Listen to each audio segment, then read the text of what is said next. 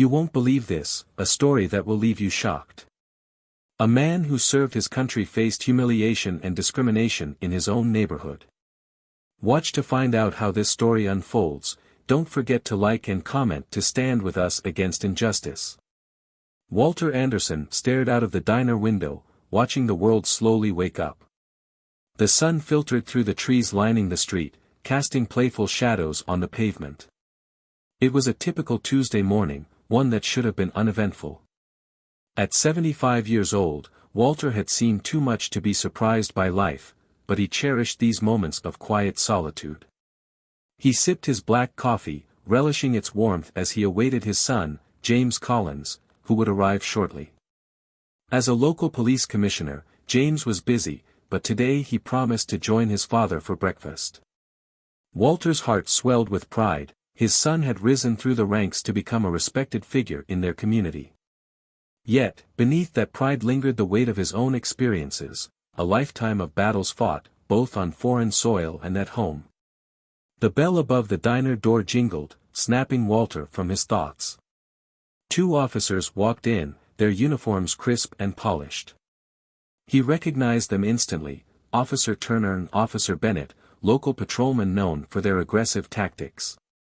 Walter's stomach churned at the sight. He'd heard stories about them, how they treated people like him, black men who dared to sit in a diner or walk the streets without fear. "Look who we have here," Turner said, his voice dripping with mockery. "An old soldier, all alone. Shouldn't you be at the VFW hall, Grandpa?" Walter straightened in his seat, feeling the heat of embarrassment flush his cheeks. "I'm waiting for my son," he replied calmly, trying to maintain his dignity. "Your son?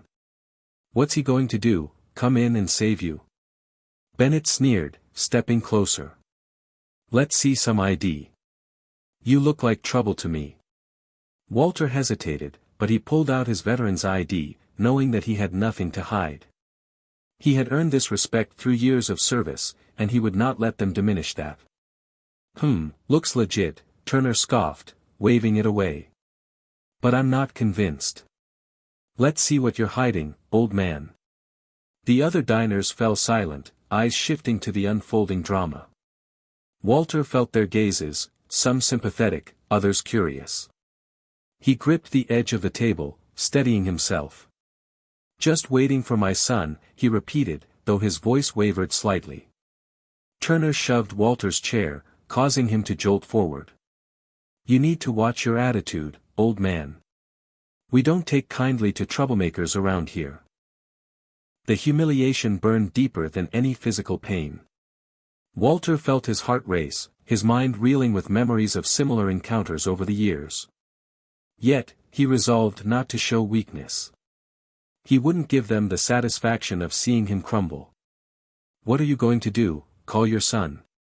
"What's he going to do, sit back and watch?" Turner taunted, gesturing for Bennett to frisk Walter. Walter stiffened as Bennett's hands roamed, but he stood firm. The officer's laughter echoed in his ears, each chuckle a reminder of the systemic racism he had faced throughout his life. Bennett suddenly reached for Walter's veteran hat, a cherished memento from his service days. He picked it up and, with a smirk, tossed it to the floor. "Nice hat, Grandpa. Why don't you pick it up?" A wave of anger washed over Walter, but he stifled it. It was just a hat, a symbol of his past, but in that moment, it felt like so much more. Just then, a table card caught Walter's eye. The name, James Collins, was written in bold letters, and he felt a glimmer of hope. "Look!" Walter exclaimed, pointing to the card. "That's my son's name. He'll be here any minute." Turner glanced at the table and froze. Confusion flickered in his eyes, quickly replaced by fear as the realization hit him. The tension in the diner was palpable as Turner and Bennett exchanged uneasy glances. Walter watched them, his heartbeat steadying, knowing that his son's arrival could shift the entire atmosphere. He picked up his hat from the floor, dusting it off with quiet dignity, and set it back on his head. Whatever happened next, he would face it standing tall. Outside, the low hum of a police vehicle grew louder. Heads turned as the patrol car parked outside, and a tall figure stepped out, his badge catching the light. James Collins entered the diner, his eyes scanning the room until they landed on his father, and immediately, he took in the scene. James approached with purpose, his steps measured, and his expression unreadable.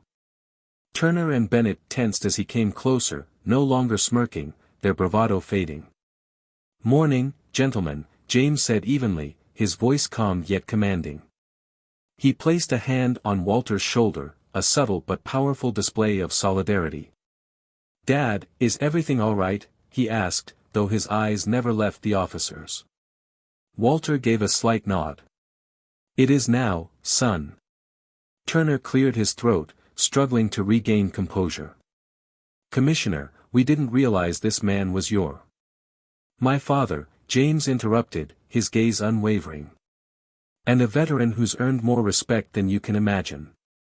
His voice was low, but the weight of it hung in the air, each word a pointed reminder of their place.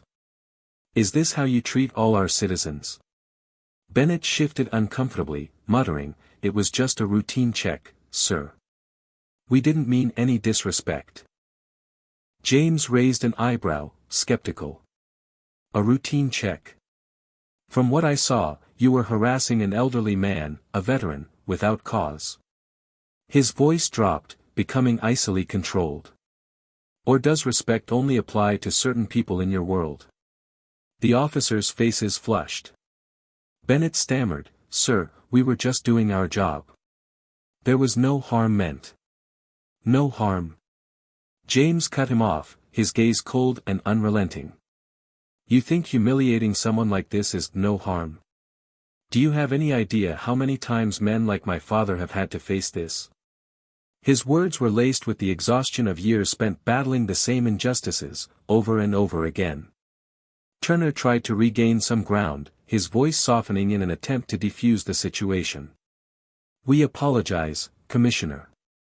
It won't happen again." James's jaw clenched, and he took a deep breath, steadying himself. "I don't want apologies. I want accountability," he replied firmly. "You see that man? He's given more to this country than you could begin to understand. And he should be able to walk into any diner, sit down, and have a cup of coffee without being treated like a criminal." Walter felt a surge of pride, mixed with a bittersweet ache. His son's voice echoed his own hopes for a world he had fought for, one he still hadn't fully found. Turner finally managed to speak, his tone subdued. We understand, sir. It won't happen again." "See to it that it doesn't," James replied, his gaze piercing. He didn't have to raise his voice, every word landed with the weight of authority, tempered by the conviction of a man who had seen his community hurt too many times. The officers nodded stiffly, their bravado entirely gone. They turned and left the diner, their exit accompanied by a silence that felt as heavy as the tension they'd brought in. As the door closed behind them, the other diners visibly relaxed, and a few even murmured quiet words of support. James turned to his father, his expression softening. "Are you all right, Dad?" Walter smiled faintly, nodding. "I am now. Thank you, son. For standing up for me. For standing up for all of us." They sat down, and the waitress hurried over, her demeanor now a blend of respect and guilt for not having intervened sooner. "I'm so sorry about that, Mr. Anderson. Your coffee is on the house today." Walter gave her a gentle nod, accepting the gesture. It was a small comfort, but in moments like these, small gestures mattered. As they sipped their coffee, James leaned closer, speaking softly. "It's not over, Dad. There's still so much work to be done. I'm doing what I can, but it feels endless sometimes." Walter placed a hand over his son's, his gaze full of understanding. "I know, son. And I'm proud of you. We might not see the end of it in our lifetime, but every step matters. And you're making a difference." They sat together in that moment, the weight of the morning lifting just a bit, replaced by a quiet resilience that would carry them forward. In that small diner, among those who had witnessed the exchange, Walter's story, his dignity, his strength, had become part of something larger, something that would echo far beyond those walls. The events at the diner didn't stay quiet for long. By the afternoon, word had spread through the small town like wildfire. Some spoke of it as a scandal, others as a long-overdue reckoning. At the police station, Turner and Bennett found themselves under an unrelenting spotlight. Colleagues, supervisors, and even locals wanted to know the truth behind what had happened at the diner and why the police had felt it necessary to confront an elderly man in such a public and demeaning manner. Turner, who'd once walked the station's halls with a sense of superiority, now found himself evading eye contact and avoiding conversations. Meanwhile, Bennett, younger and less hardened, wore his guilt openly, realizing too late the impact of their actions. Both officers were called in for a meeting with the station's chief, who wasn't interested in excuses. Chief Harper was a stern but fair man, known for his unbending adherence to respect for every citizen. He looked over his glasses as he reviewed the official complaint filed by James Collins himself. The complaint was damning, but it was the detailed witness statements that painted a picture of unnecessary intimidation, humiliation, and deeply rooted prejudice. Turner, Bennett, I've read the complaint, and I've read the statements. I want you to explain to me why you thought it necessary to harass Mr. Anderson in such a public way, Chief Harper began, his tone calm but laced with disappointment. Turner cleared his throat, his eyes cast downward. Chief, we were doing our job. We had no idea he was the commissioner's father. That's exactly the point, Turner, Harper replied, his voice cold. It shouldn't matter who he was. You don't treat people differently based on their connections, their race, or your assumptions. This is not the kind of policing we stand for. Bennett shifted uncomfortably in his seat, visibly nervous. Sir, we made a mistake. We didn't mean any harm. It was, just a misunderstanding. A misunderstanding? Harper repeated, his gaze unrelenting. What was there to misunderstand? You singled out an elderly black man, in front of a room full of witnesses, with no evidence of wrongdoing. This isn't just a misunderstanding, Officer Bennett. This is prejudice. And it's unacceptable. Turner opened his mouth to protest, but Harper cut him off. Do you know what your actions do to people like Mr. Anderson? He's a veteran, a man who's dedicated his life to serving this country. Yet he can't even sit down for a cup of coffee without facing this kind of treatment. The weight of the chief's words sank in, leaving Turner and Bennett speechless. They'd never considered the impact of their actions on someone like Walter, someone whose life had been marked by struggle and sacrifice. From now on, you'll both be on desk duty until further notice, Chief Harper said, his tone final. And you're going to attend a sensitivity training course. I want you to understand the damage you've done, not just to Mr. Anderson but to this entire community. As they left the chief's office, Turner felt a mixture of anger and shame. This wasn't how he'd expected things to turn out, but he couldn't deny the chief's words had struck a nerve. Bennett, on the other hand, wore a look of remorse, his youthful arrogance now tempered by a newfound awareness of his actions. Outside the station, they were met by reporters, microphones thrust in their faces as questions flew. Officer Turner. Is it true you targeted Mr. Anderson because of his race? What do you have to say about the complaint filed by Commissioner Collins? Turner shielded his face, his discomfort clear as he pushed past them, refusing to answer. But Bennett, overwhelmed, stopped and muttered a weak apology, his voice barely audible above the clamor of voices. I'm sorry. We made a mistake. As the officers retreated into the building, the town continued to buzz with the story. Many were shocked to hear of the prejudice that had erupted in a seemingly quiet community. Others were less surprised, knowing that these incidents were often overlooked and unspoken, hiding in plain sight until someone like Walter Anderson dared to challenge it. Across town, Walter sat in his armchair, his mind heavy with the day's events.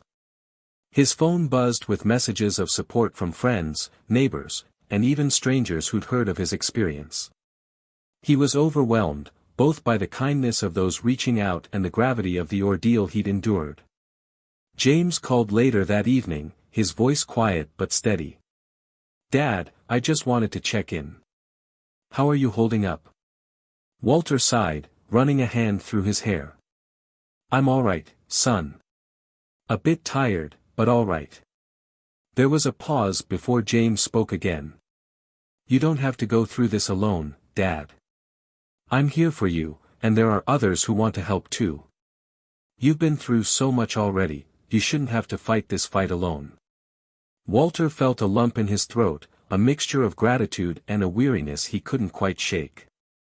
"I know, son. And I appreciate it. But this is a fight that's been going on for longer than either of us have been alive. I'm just glad you're here, doing what you can to make things better." As they hung up, Walter sat in the silence, reflecting on his son's words. He realized that his own journey was now entwined with the journeys of others who had faced similar struggles. It was no longer just his battle, it was a shared struggle that would continue, long after he was gone. The next morning, Walter decided to return to the diner, a quiet act of resilience. As he walked through the door, the patrons turned, some offering nods of respect. The same waitress from the previous day greeted him, her face full of relief and admiration. "Mr. Anderson, it's good to see you back." Walter gave a small nod, his eyes calm but resolute. "Good to be back," he replied, taking his usual seat by the window. And as he sat there, looking out at the town he'd called home for so many years, he felt a renewed sense of purpose. His fight was far from over, but he wasn't alone, and that was enough to keep him going.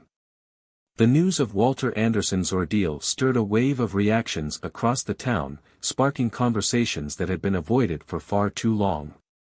In coffee shops, local bars, and even at family dinner tables, people spoke about what had happened at the diner.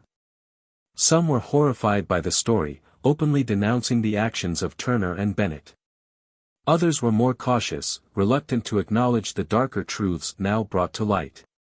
But no matter where anyone stood, one thing was clear, the town couldn't ignore the issue any longer.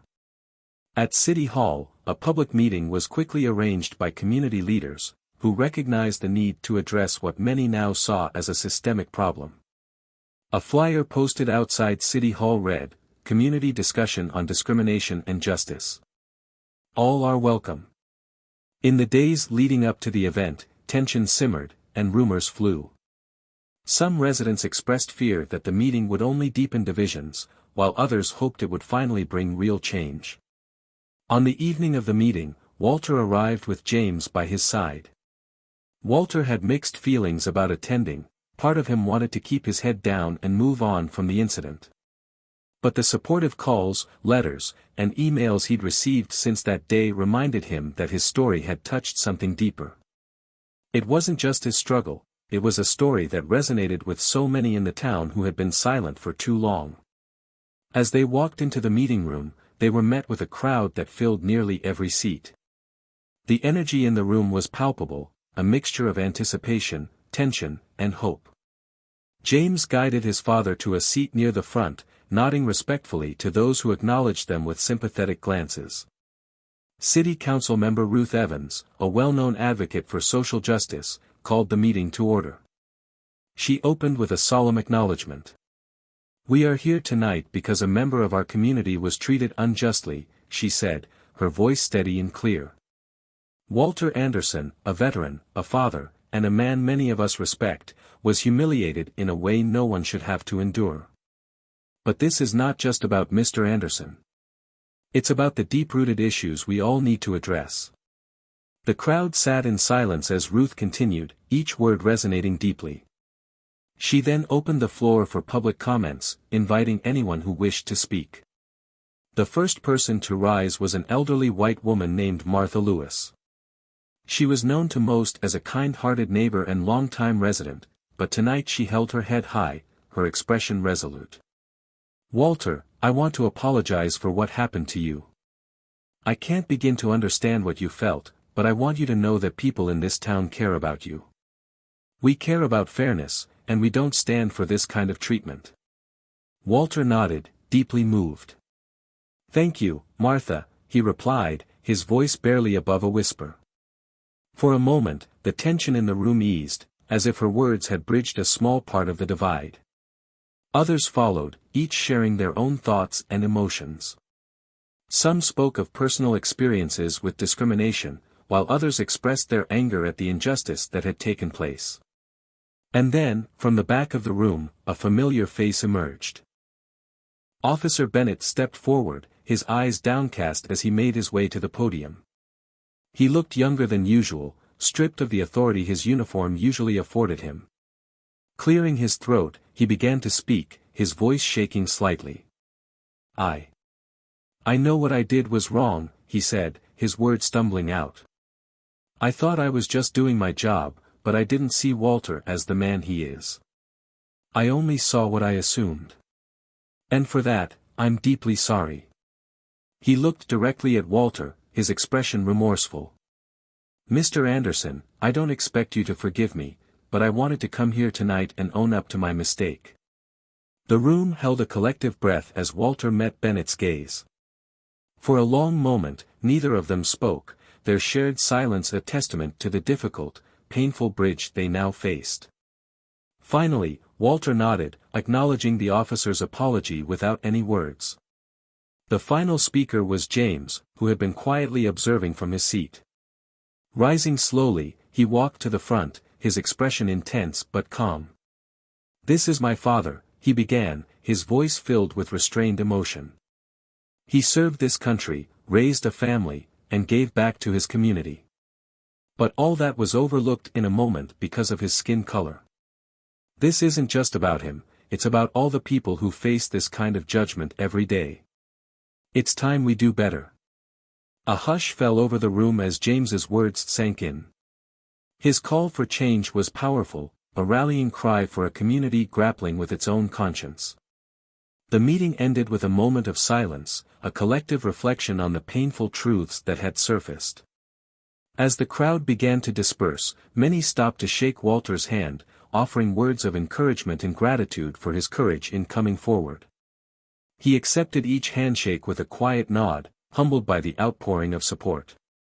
After the meeting, Walter and James walked home together, the night air crisp and clear. They didn't speak at first, each lost in their own thoughts. Finally, James broke the silence. "I'm proud of you, Dad," he said, his voice barely above a whisper. "You've done something important tonight." Walter sighed, a weary but content smile crossing his face. "Maybe, son. Maybe we've started something that'll make a difference." In the days that followed, the town began to change in small but noticeable ways. Conversations about race and discrimination, once whispered or avoided, became more open and honest. Some resisted, clinging to old habits and perspectives, but others embraced the new dialogue, recognizing the need for growth. Walter, for his part, continued his quiet acts of resilience. He returned to the diner regularly, reclaiming his space and reminding others that he would not be driven away by prejudice or ignorance. Each visit was a statement of quiet strength, a testament to his refusal to let others define his worth. Meanwhile, Officer Bennett's public apology and presence at the meeting had a ripple effect at the police station. Chief Harper took the opportunity to enforce stricter training on bias and community relations, determined to address the underlying issues that had come to light. Walter and James found themselves at the center of a community slowly beginning to heal. Their story became a powerful reminder that change, however difficult, was possible. And while they both knew there was still a long way to go, they felt hopeful that perhaps, just perhaps, this town could one day become a place where no one had to endure what Walter had faced.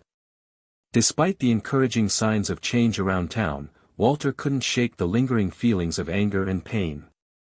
Each time he walked into the diner, he noticed the stares, some curious, others cautious, and a few outright hostile. He felt like an object of spectacle, as though his presence was now a constant reminder of the town's flaws. The support and apologies he received were meaningful, but they couldn't erase what had happened or the years of silent endurance that had come before it. One quiet afternoon, Walter found himself back at the diner, seated in his usual booth by the window. It was a spot he'd claimed long ago, a place where he could sip his coffee, watch the world go by, and, for a brief moment, let the weight of his years slide away. Today, however, the coffee tasted bitter, the murmur of the patrons sounded hollow, and even the warm sunlight streaming through the window seemed cold. James joined him not long after, sliding into the seat across from his father. He noticed the far-off look in Walter's eyes and recognized the signs of something deeper troubling him. "Dad," James began gently, trying to pull him out of his thoughts, "you've been awfully quiet these past few days." Walter didn't respond right away. Instead, he looked out the window, watching as a group of young kids played in the distance. A faint smile crossed his face, but it quickly faded. "James," he said at last, his voice barely above a whisper, "you remember what it was like for us growing up here?" James nodded. He remembered all too well.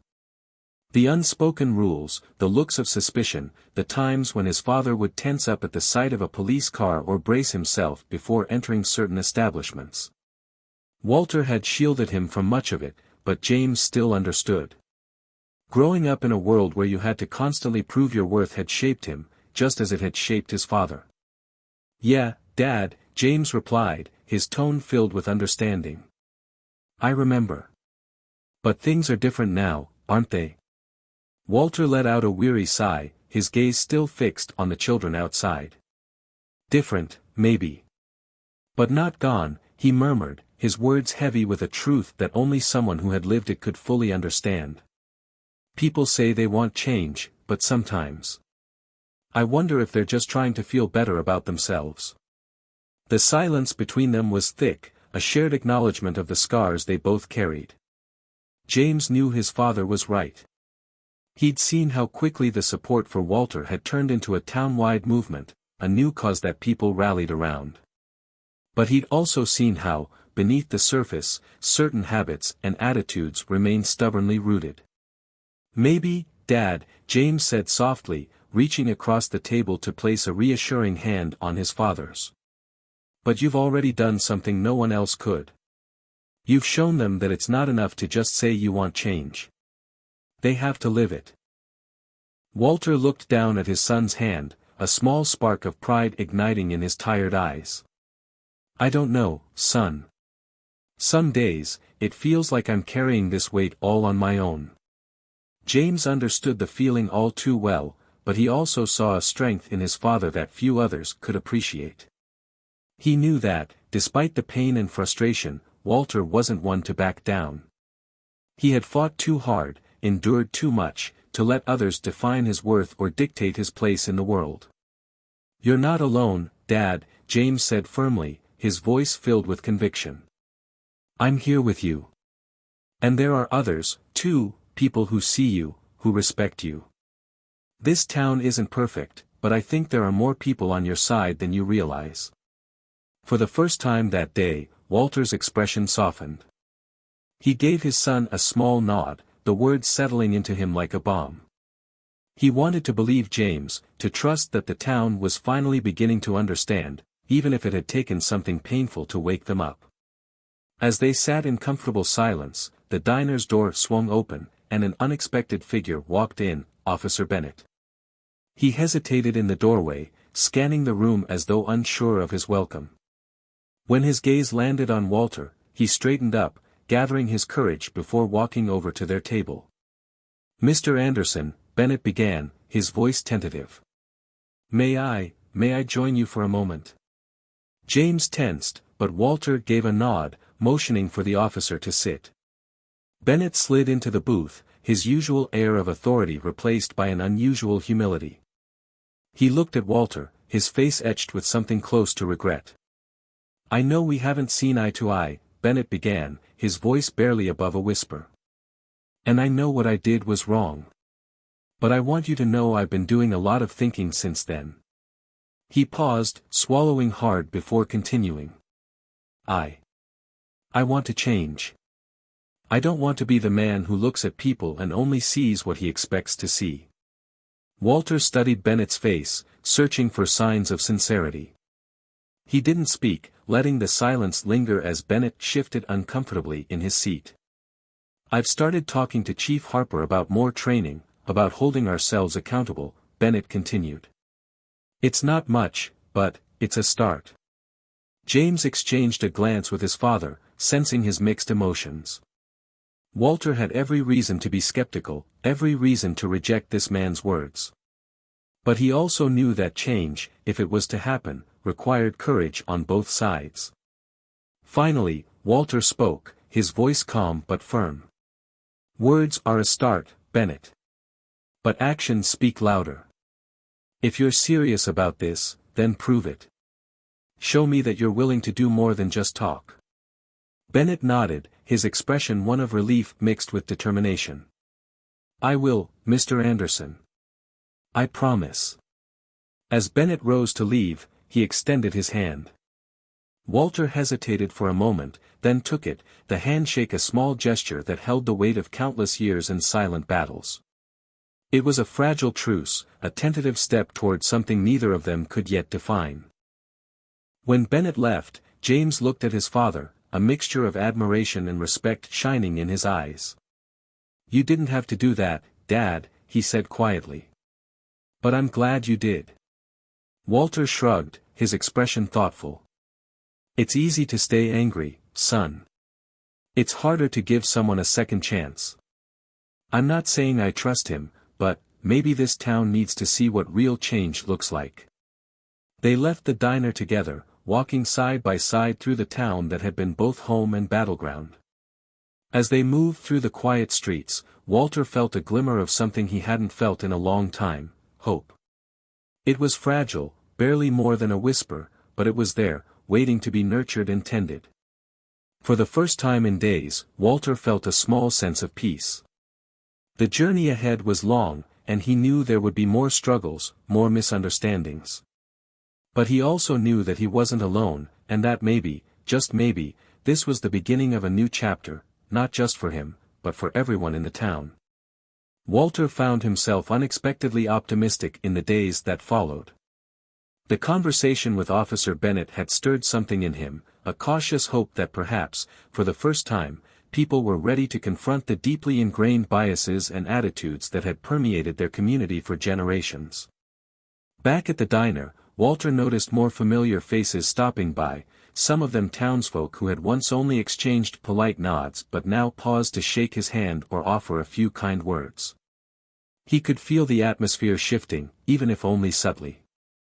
The strained silence and uncomfortable glances seemed to ease up, replaced by an awareness that Walter had longed for but had rarely experienced in his years here.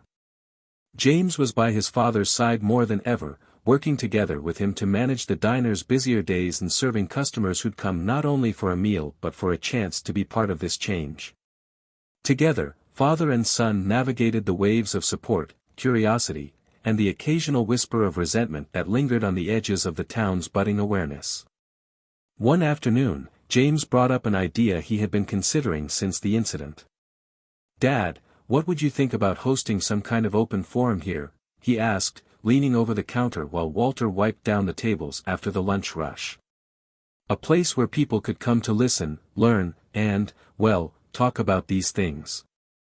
Walter paused, looking at his son with a mixture of pride and surprise. An open forum, huh? He repeated, his voice thoughtful. You think people would actually come? James shrugged, a slight grin on his face. You never know until you try. I think there are people who want to understand, to hear from those who've lived with these experiences. Maybe we could even invite Officer Bennett, he seemed genuine about wanting to make a change. Walter considered this for a moment. The idea was bold, ambitious even, but it made sense.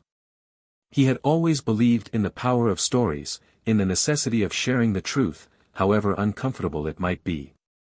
And if there was a chance that his story, his journey, could help others see beyond their assumptions, then maybe it was worth the effort. All right, Walter said finally, a slow smile breaking across his face. Let's do it. We'll need to get the word out, though. Can't have an empty diner for something like this. Over the next few days, James and Walter worked tirelessly to organize the event. They spoke with local leaders, reached out to community organizations, and even managed to convince the town's small newspaper to run a piece about it. Officer Bennett, true to his word, agreed to attend, along with Chief Harper, who saw it as an opportunity for the police department to start rebuilding trust. The evening of the forum arrived, and Walter felt a mixture of nerves and excitement as he looked out over the crowded diner. He recognized many of the faces, neighbors, former classmates, even a few customers who had been regulars at the diner for years. There were also some new faces, people he hadn't expected to see, people he never would have thought would be interested in a conversation about race and prejudice. Walter stood at the front of the room, clearing his throat as the crowd fell silent. "Thank you all for coming tonight," he began, his voice steady but laced with emotion. "I never imagined that I'd be standing here, talking about something that's affected me for as long as I can remember. But it's time. It's time we all started talking about the things we've been too afraid or too uncomfortable to address." He shared his story, starting from his earliest memories of prejudice in the town, recounting the countless small indignities and assumptions he had faced. He spoke of the incident with Jessica, how it had shaken him, and how it had ignited a fire within him to see real, lasting change. The room was silent, the weight of his words settling heavily upon the crowd. For some, this was the first time they were truly hearing, truly understanding, what it was like to live with the ever-present shadow of discrimination. When Officer Bennett took the floor, he appeared nervous, his hands clasped tightly together as he spoke. "I won't pretend that I've always understood what Walter and others in our community go through. But I'm here tonight because I want to be better. I want to learn, to listen, and to make sure that our police force does the same. It's not enough to say we care. We have to show it." His words were met with cautious applause, a tentative acknowledgement of his sincerity. Walter could sense the crowd's mixed emotions, hope, doubt, curiosity, and a cautious optimism that something genuine might be unfolding. As the evening continued, others began to speak, sharing their own stories of prejudice, misunderstanding, and the small, silent battles they had fought. Some voices trembled with fear and hesitation, while others spoke with anger and frustration that had simmered for years. But each story added to the tapestry of shared experiences, each voice revealing another layer of the town's complex, often painful, history. In the back of the room, Walter noticed an older couple he recognized from years ago. They had been regulars at the diner in his early days but had stopped coming around, their quiet disapproval evident in their interactions. He hadn't expected to see them here tonight, and he wondered what had brought them back. After the forum ended and the crowd began to disperse, the couple approached Walter, their expressions softened by something he couldn't quite identify. The woman, her face lined with age but softened with emotion, reached out to shake his hand. "Walter," she said quietly, her voice barely a whisper, "I just wanted to say, thank you. I didn't realize. I didn't understand." Her husband nodded, his face drawn with a mixture of guilt and humility. Walter accepted their handshake, feeling a sense of closure he hadn't anticipated. It was a small moment, perhaps even an insignificant one in the grand scheme of things, but to him, it was a sign that change, however slow and painful, was possible. As he and James closed up the diner that night, Walter felt a sense of peace settle over him. The journey was far from over, and he knew there would be more challenges ahead. But tonight, he had seen a glimpse of what could be, a community willing to listen, to confront its own flaws, and to strive for something better. For the first time in a long time, Walter felt hope blossoming within him. It was a fragile, tender thing, like a seed newly planted in uncertain soil. But it was there, and he was ready to nurture it, to help it grow into something strong and lasting. In the weeks following the forum, Walter noticed subtle but promising changes in the diner and around town. Conversations felt lighter, customers lingered a bit longer, and the air buzzed with a renewed energy. People seemed more open, curious even, about what they hadn't previously acknowledged. One evening, a man named Tom entered the diner, a man Walter had known in passing but rarely interacted with. Tom was one of those silent figures in town who had always cast him sideways glances, never rude but always distant. Tonight, though, Tom looked different, as if he were bearing a weight he needed to unburden. Walter sensed the hesitation in Tom's stance as he approached the counter. "Evening, Tom. Can I get you anything?" Walter asked, keeping his tone neutral but open. Tom rubbed the back of his neck, shifting from one foot to the other. "Yeah, just a coffee would be good." He paused, looking down before glancing up at Walter. "Mind if I sit?" Walter gestured to the stool. "Go ahead." They sat in silence as Walter poured the coffee, waiting for Tom to speak. Finally, he cleared his throat, his voice low. "I don't know if you remember, but, years ago, you had some trouble with a few folks around here." Walter raised an eyebrow, feeling a slight tension prickling in his chest. He knew the incidents Tom was referring to well. "Yeah, I remember." Tom nodded, his gaze falling to his coffee cup. "Well, I was there for some of that.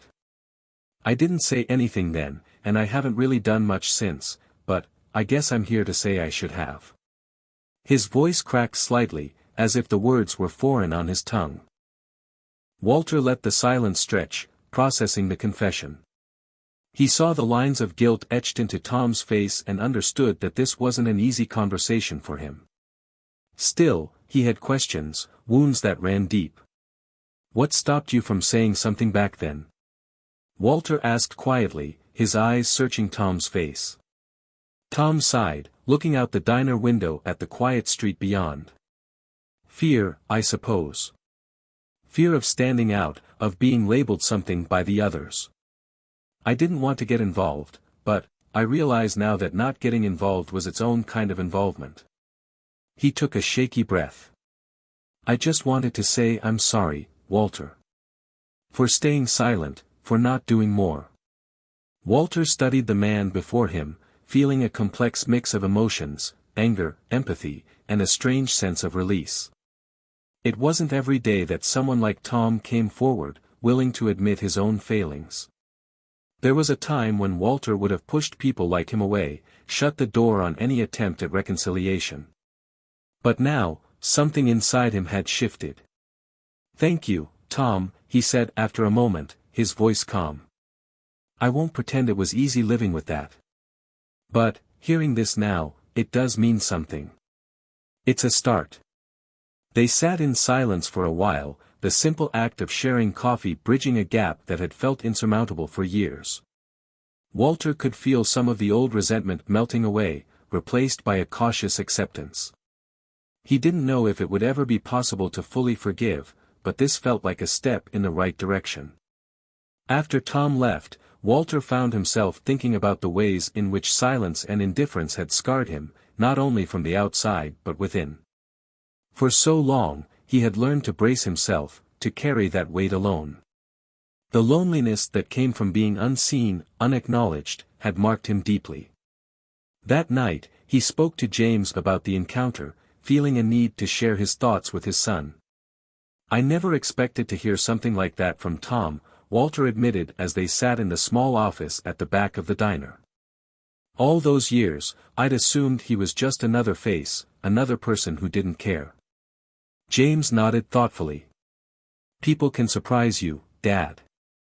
Sometimes they just need someone to lead the way, to show them that it's okay to care. You did that by starting the conversation." Walter shook his head, feeling a mixture of pride and caution. "Maybe. But it doesn't erase the years of feeling invisible. There's a part of me that wonders if it's worth it, if any of this can really change." James leaned forward, his eyes intense. "I think it can, Dad. I think it already is. Look at the turnout we had at the forum, the people coming in here every day just to talk, to learn. You've shown them a piece of yourself that they never saw before. And that matters. It's hard work, but it's worth it." Walter looked at his son, feeling a swell of emotion he hadn't anticipated. James's faith in him, his belief in the possibility of change, gave him strength. "You know, I always hoped you'd have an easier life than I did, that you wouldn't have to deal with the same struggles. But seeing the way you stand up, the way you care, it makes me proud." James reached over, placing a hand on his father's shoulder. "I wouldn't be who I am without you, Dad. And I'm not going anywhere. We're in this together." In that moment, Walter felt a deep sense of unity with his son, a bond forged through shared pain and a commitment to building a better future. He knew the road ahead wouldn't be easy, that there would still be resistance, moments of doubt and frustration. But for the first time, he felt prepared to face it. The next morning, Walter arrived at the diner feeling a renewed sense of purpose. He greeted each customer with a genuine smile, his interactions carrying a warmth that had been absent before. It was as if a weight had been lifted from his shoulders, freeing him to fully inhabit the role he had always played in this town but never fully embraced. The day passed in a blur of laughter, conversation, and the familiar clinking of dishes and silverware. Walter noticed that even the regulars, the ones who had once seemed indifferent or distant, were opening up, sharing stories and experiences that hinted at their own struggles and insecurities. It was as if the walls that had once divided them were beginning to crumble, leaving room for something new to take root. As he closed up for the night, Walter looked around the empty diner, feeling a profound sense of accomplishment. He knew there was still much work to be done, that there were wounds that would take years to heal, if they ever fully healed at all. But for now, he allowed himself to feel pride, to savor the small victories that marked each day. The diner had always been more than just a place to eat, it was a gathering space, a reflection of the community and its values. And now, it was a place where people could come together to confront their differences, to challenge their assumptions, and to build something stronger, something that could withstand the storms of prejudice and misunderstanding. As he locked the doors and stepped out into the cool night air, Walter felt a quiet sense of satisfaction. The journey was far from over, but he was ready for whatever lay ahead.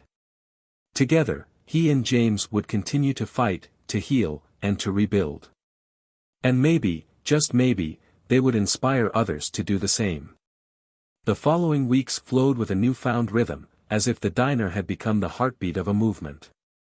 Walter reveled in the conversations that unfolded over coffee and pancakes, noticing an increase in the diversity of patrons, a mingling of faces that had rarely intersected before.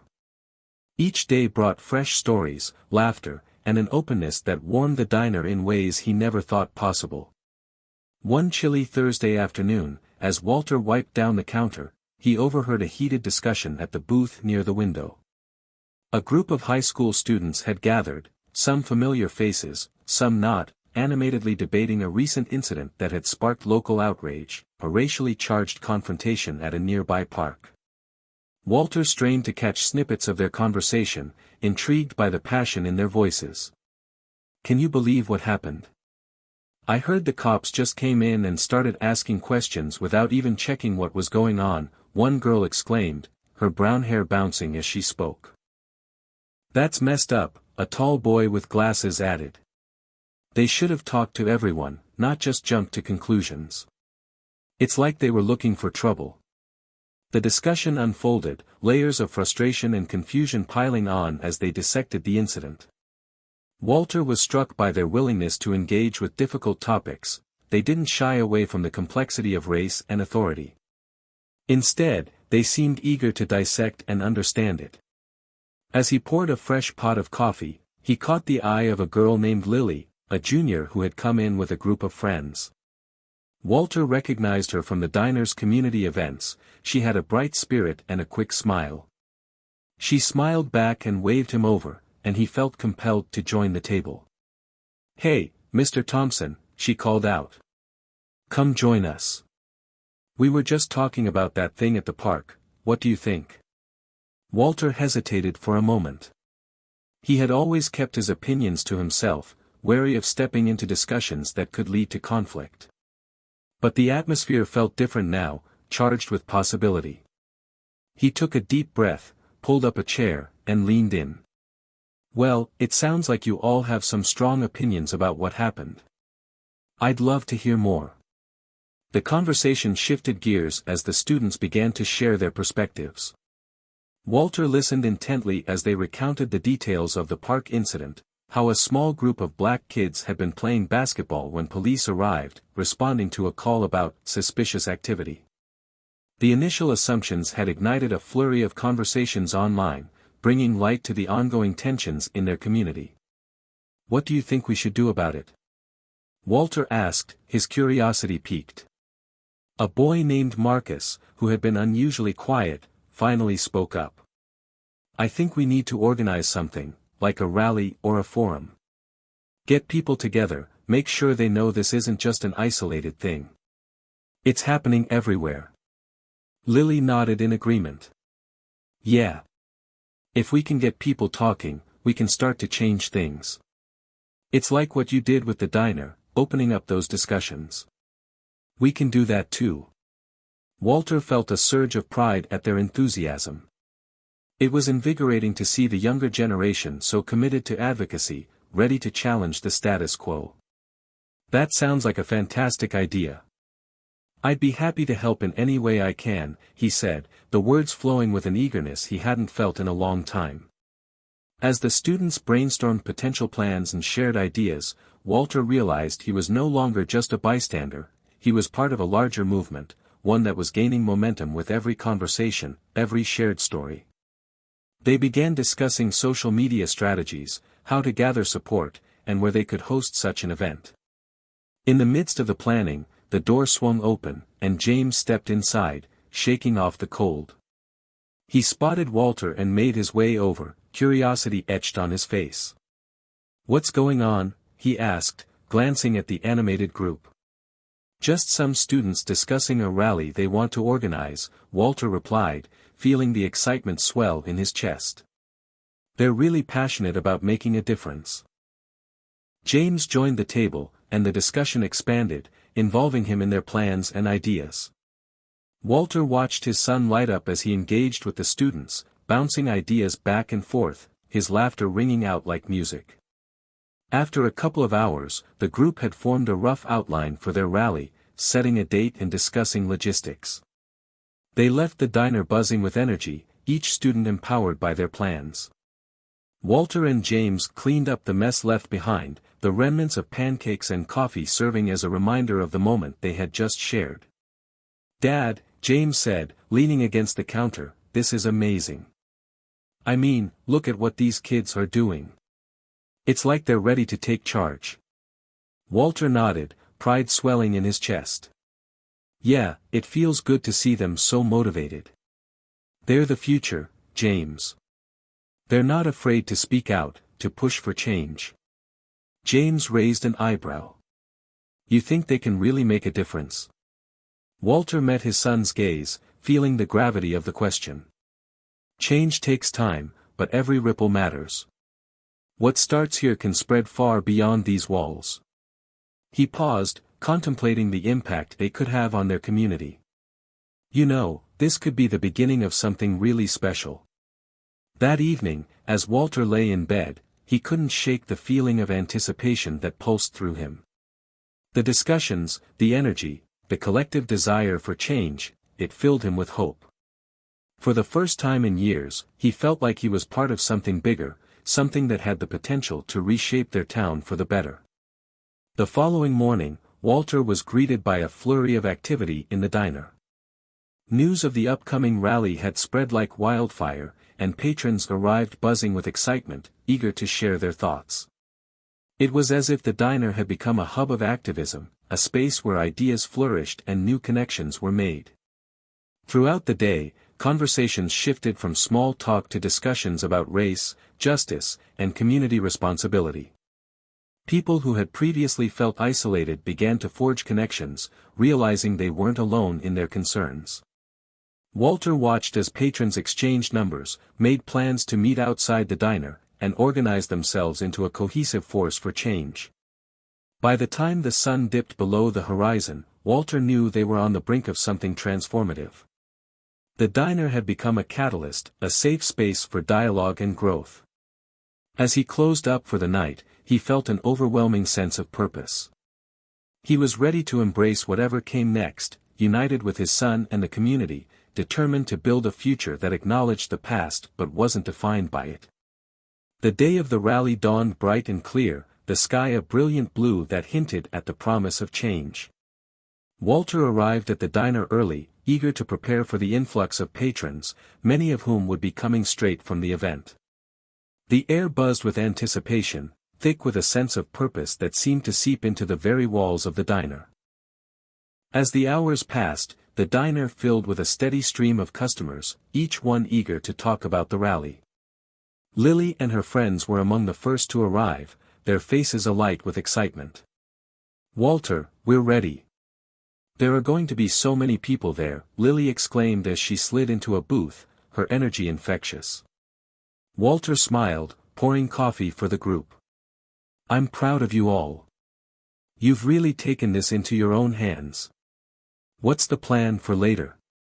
"Everyone is meeting at the park at noon," Lily explained.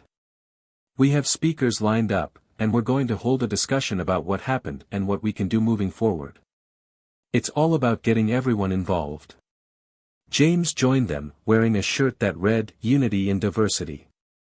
He grinned at Walter, clearly buoyed by the excitement in the air. "I've got a feeling this is going to be huge, Dad. The support we've seen already is unreal."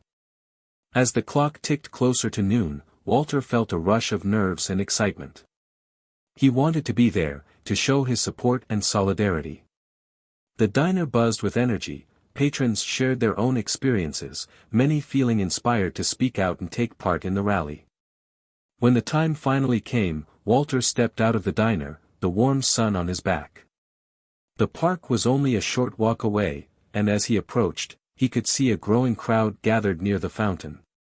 The chatter of voices and laughter filled the air, a stark contrast to the tense discussions that had dominated their community just a few weeks prior. Walter felt a sense of belonging wash over him as he spotted familiar faces, neighbors, friends, and even some of the regulars from the diner. He joined James and Lily near the front, their enthusiasm palpable. The energy was electric as the rally kicked off, the diverse crowd uniting under a common cause.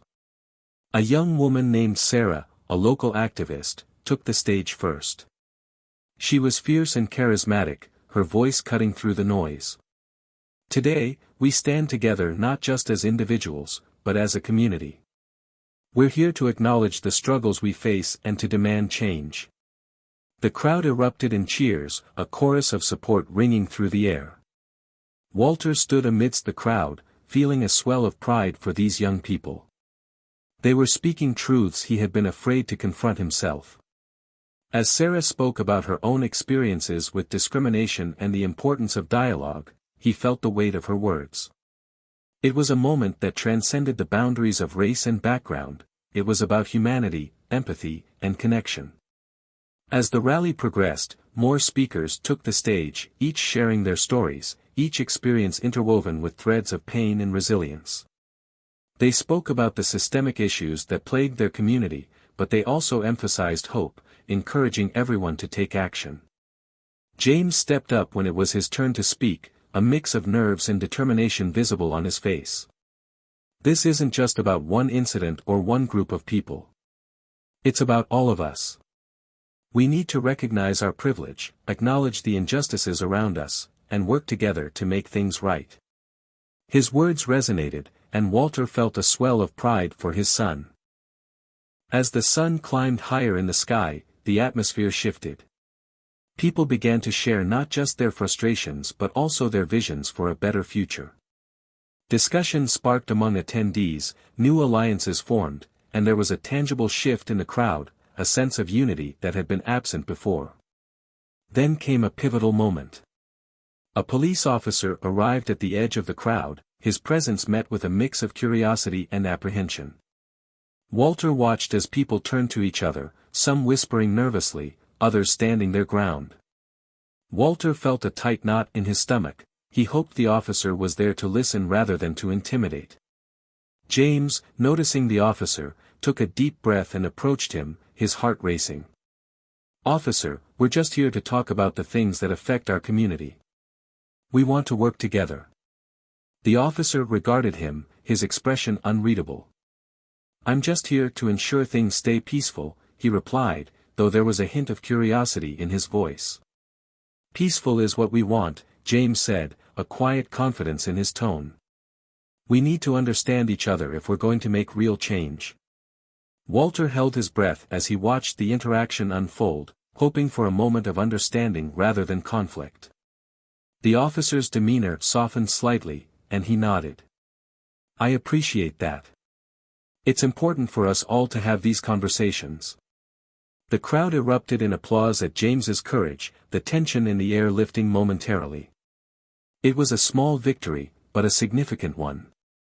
Walter felt a wave of relief wash over him, and he recognized that change, however small, was beginning to take root.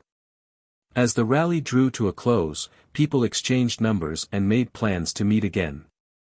The feeling of camaraderie hung in the air, and Walter could sense the momentum building. As they walked back toward the diner, the sun casting a warm glow around them, Walter and James talked excitedly about what they could do next. "I can't believe how many people showed up," James said, his face alight with enthusiasm. "This is just the beginning, Dad. We can keep this going." Walter nodded, his heart full. "You're right. We have to keep the conversation alive. It's not just about today, it's about tomorrow and the days after that." As they entered the diner, Walter's heart swelled with hope. The rally had ignited a spark, and he was determined to fan the flames. Together with James and their community, they could create a future that honored every voice, every experience, and every struggle. In the days that followed the rally, the atmosphere in town shifted. The event had sparked a conversation that rippled through the community, igniting both hope and controversy. While many felt invigorated by the outpouring of support and unity, others reacted defensively, pushing back against the change that was being demanded. Walter noticed the tension in the diner, a palpable shift in the energy as patrons arrived. Some faces were familiar, regulars who had always shared a laugh with him over coffee, but now there was a tightness in their expressions. He could feel the undercurrents of discontent swirling, the fear of change manifesting in whispers and sideways glances. One morning, as Walter wiped down the counter, he overheard two men at the booth near the window. "Did you see those kids at the rally? They think they can just waltz in and demand changes. Who do they think they are?" one of them scoffed, his voice dripping with disdain. "Yeah, and the cops just stood there like they were giving in to those kids." "It's a disgrace," the other replied, shaking his head. Walter's heart sank as he listened, knowing that fear often bred ignorance. It was not long before the backlash manifested more openly. Flyers began to appear around town, plastered on utility poles and storefront windows, bearing messages that dismissed the calls for justice as a screaming minority and painted the rally as a farce. Walter's heart ached at the sight of the hateful rhetoric, knowing that it was fueled by misunderstanding and a reluctance to confront uncomfortable truths. One evening, after a long shift, Walter sat at home, his thoughts racing. He shared his worries with James, who had come home from a meeting with his friends. "Dad, have you seen those flyers? It's like they want to erase everything we just accomplished," James said, frustration etched on his face. "I know, son. But we can't let them drown out the conversation we started," Walter replied, determination hardening his resolve. "We need to show them that we won't back down. If we give in to the fear and hate, then we're letting them win." "I was thinking we could organize another gathering," James suggested. "Something that invites everyone, those who supported the rally and even those who disagree. It could be a way to bridge the gap." Walter nodded, the idea taking root in his mind. "Yes. Let's call it a community dialogue. We can set a date, reach out to people, and encourage them to come together and share their perspectives." The next day, they got to work planning the event. They reached out to various community leaders, local organizations, and even the police department, inviting them to participate. Walter was hopeful that by creating a space for open dialogue, they could foster understanding and perhaps even heal some of the divisions that had arisen. As the date of the community dialogue approached, Walter felt a mix of excitement and apprehension. Would people be willing to engage in honest conversation? Would those who opposed the rally show up? The thought nagged at him, but he pushed it aside, focusing on the potential for connection. When the day finally arrived, the community center buzzed with energy. Walter and James arrived early to set up, arranging chairs in a large circle, creating an intimate space for discussion.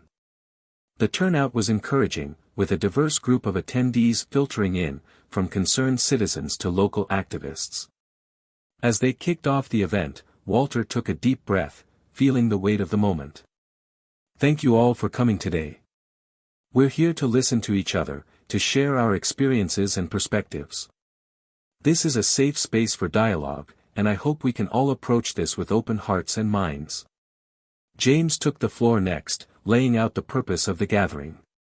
We're here because we believe that conversation is essential.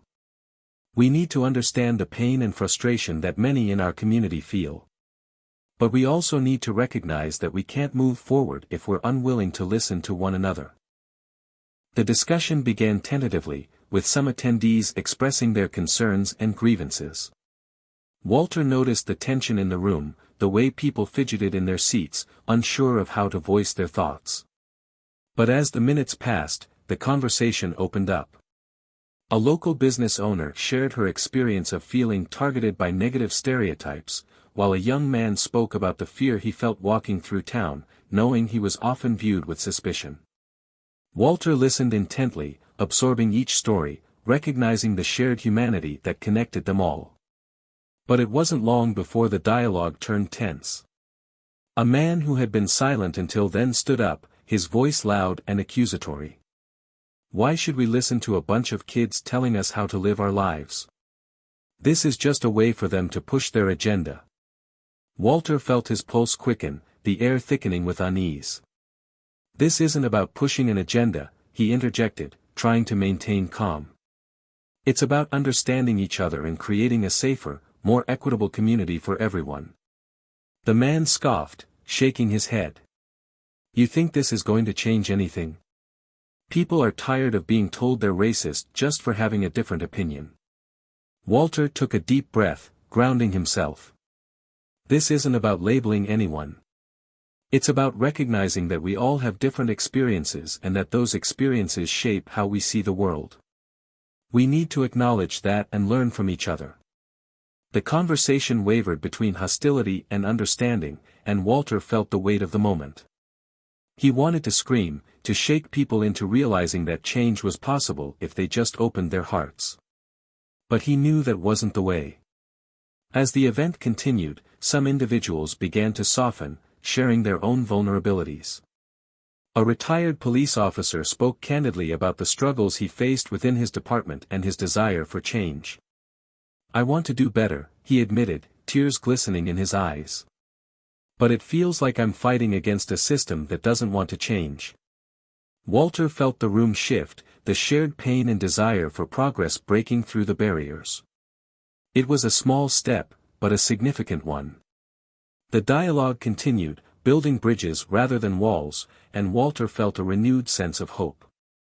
By the end of the evening, as people began to leave, Walter stood with James, reflecting on the conversations that had unfolded. We did it, Dad. People actually talked, James said, a smile spreading across his face. Walter nodded, feeling a weight lift off his shoulders. It wasn't easy, but every step matters.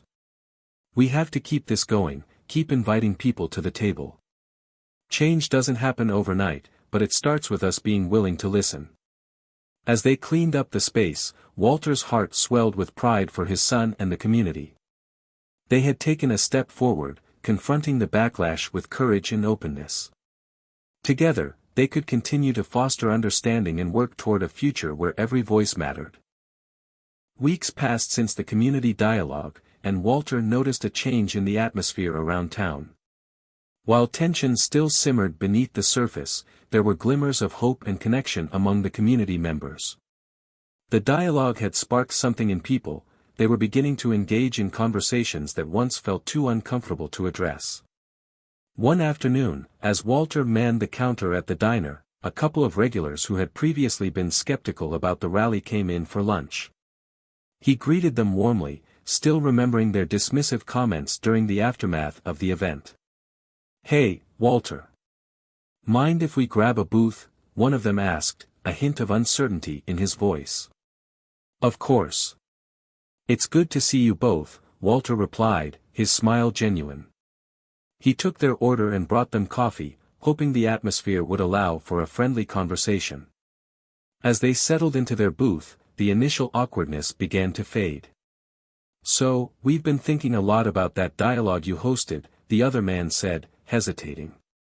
"I didn't really get what you were trying to do at first. But I've been talking to my daughter about it, and she made me see it differently." Walter felt a flicker of hope at the admission. "I appreciate you saying that. It's important to keep these conversations going, even if they're uncomfortable." "Yeah," the first man nodded. "I guess we just didn't realize how much some folks were struggling.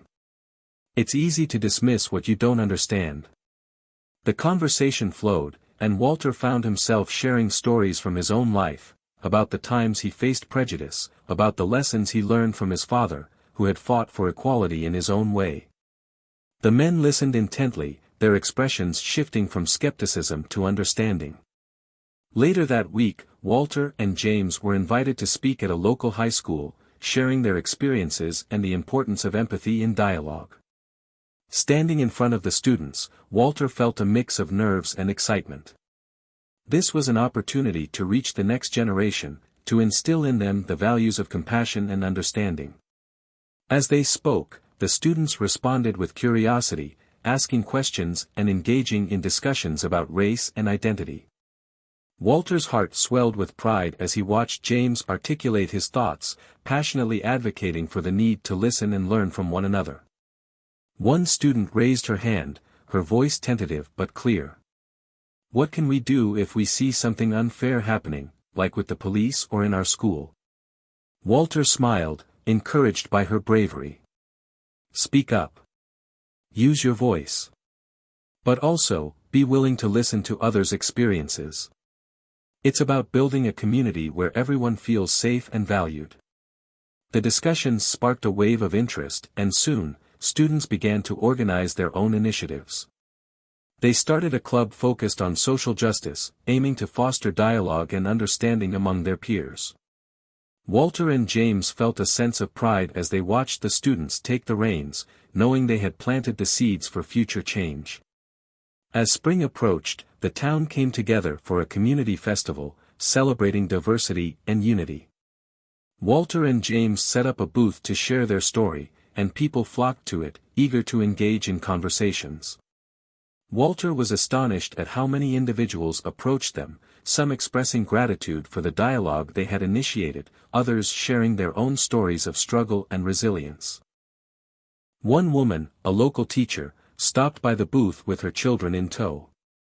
"I wanted to thank you for everything you've done," she said, her voice warm. "Your rally and that dialogue made a difference for my family. We're talking about these issues at home now, and it's important." Walter felt a lump in his throat as he met her gaze. "Thank you for saying that. Change begins with conversations, and I'm glad to hear that you're having them."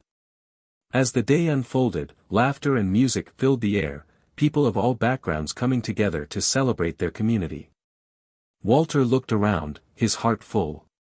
This was what he had hoped for, a space where people could come together, learn from one another, and embrace their differences.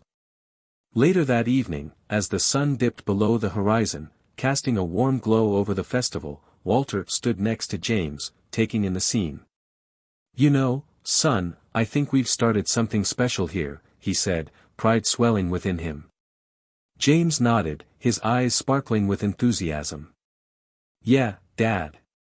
It feels like a real shift. We can keep this going, make it a regular thing." They watched as people danced and shared stories, the connections forming right before their eyes. Walter felt a renewed sense of purpose. They had taken their first steps together, but there was still much work to be done. He understood that this was just the beginning. As they prepared to close up their booth, Walter spotted Marlon and his friends across the festival grounds, their laughter echoing in the night. Marlon had become a prominent voice in the community, continuing to advocate for positive change. Walter couldn't help but feel grateful for the youth that had risen to the challenge, leading the way for a better future. "Let's go over and say hi," Walter suggested to James, who nodded eagerly. They made their way through the crowd, weaving between families and friends, the energy infectious. When they reached Marlon, he greeted them with a smile, his enthusiasm palpable. "Walter. James. Glad to see you both here. The festival is amazing, isn't it?"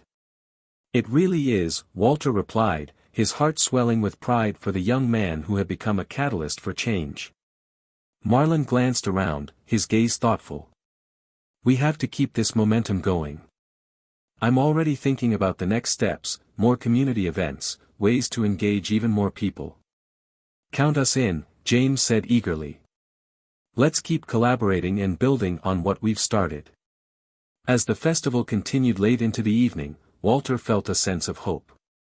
They had faced the darkness of prejudice and fear, and now, they were moving toward a brighter future. He understood that change would take time and effort, but as he looked around at the smiling faces, he believed that together, they could create a community that embraced love and understanding over hate and division. With renewed determination, Walter clasped James's shoulder, feeling the bond between them strengthen. They were not just fighting against injustice, they were fostering a legacy of compassion and unity that would carry on for generations to come. And as the stars twinkled overhead, Walter knew that they were on the right path, one that would lead them toward a new beginning.